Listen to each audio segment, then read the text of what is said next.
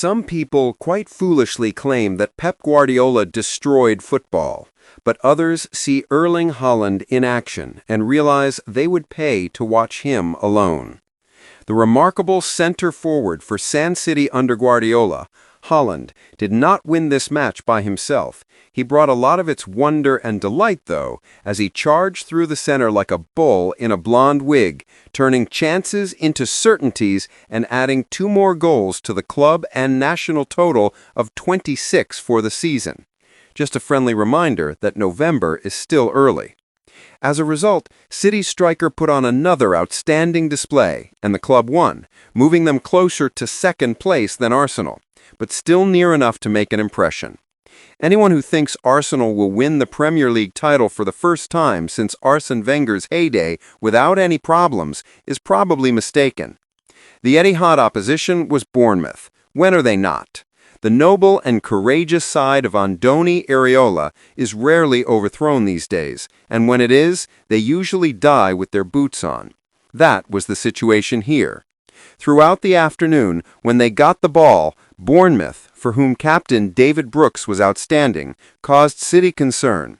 Throughout, they had opportunities and were astute, nimble, and ambitious. But they weren't good enough while they were in possession. Often too flat-footed, too square, etc. Besides a few other squeaks, Haaland made them pay twice for that in the first half. Maybe there are lessons there. But here was a tale of a team and a club that has managed to quietly and deliberately move past the challenges of the previous campaign. Even if this City club has a different roster and style, there are still certain similarities, the most noticeable of which is the player who scored the majority of the goals. There is still something somewhat unexpected about City, and their recent comeback to prominence was rather interrupted by their loss to Aston Villa last time around. It's the kind of thing that keeps Guardiola up at night. They were slightly different in this situation since Guardiola made 4 substitutions, and even though they quickly gained momentum, they were very lucky not to fall behind within a minute. After Bournemouth moved the ball through midfield and out to the overlapping Brooks, Elahi Jr. Krupi turned in his low cross from the right.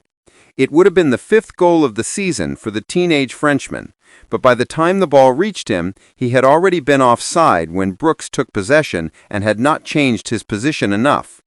Despite their denial, Bournemouth's intention was evident.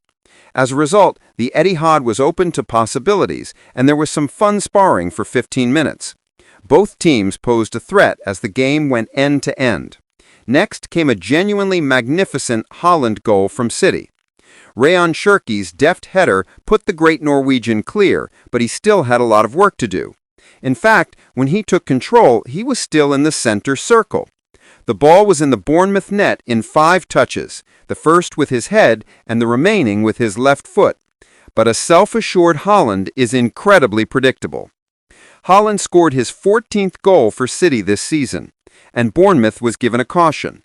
Making amends when their opponents charged forward was essential if they were to attempt to push City into the middle third of the field. The first was the equalizer from Bournemouth. As a corner was taken in the 25th minute, Brooks was undoubtedly pulling on City goalkeeper Gianluigi Donnarumma's arm, but he had released his grip by the time the huge Italian made a valiant effort to punch clear. Therefore, the decision by referee Anthony Taylor to allow Tyler Adams's hooked finish from 6 yards was deemed appropriate. It was not your average Bournemouth goal, but it was another one that the anti-set-piece crowd could not stop complaining about. The scoreboard was what counted most, and Bournemouth had returned to the match. With good reason, Guardiola appeared angry on the touchline. He could see Bournemouth's risky tendencies. However, a theme emerged when City controlled the ball, and it was the one that Bournemouth had to execute 3 times before halftime. Haaland sprinted past George Petrovic to score his 2nd goal in the 33rd minute, and Nico O'Reilly followed suit 2 minutes later, but Alex Jimenez's goal line clearance stopped him. Then in the 37th minute, Haaland was denied a 2nd time when he attempted to loft the ball over Petrovic with a pawing stop. Replays consistently revealed Bournemouth's defensive line's apparent shortcomings, chief among them being that it hardly ever seemed to be straight. Bournemouth attempted to erase City's lead early in the second half, but City had to endure a few near misses before a shirky free kick just before halftime gave them another threat. In retrospect, it was a pivotal moment in the match. In both cases, the player engaged was Kurupi. Brooks brought the ball back to him at the near post, and he could have done better than shoot into the side netting. A few minutes later, Alex Scott assisted Brooks on another pass in the penalty area, and Donnarumma denied him. Both had good chances, and a goal at that point would have given us a fantastic finale. But as soon as Phil Foden fed O'Reilly, the 20-year-old moved towards a retreating defense and used his left foot to score low through a huddle of men, leaving Bournemouth to regret the result.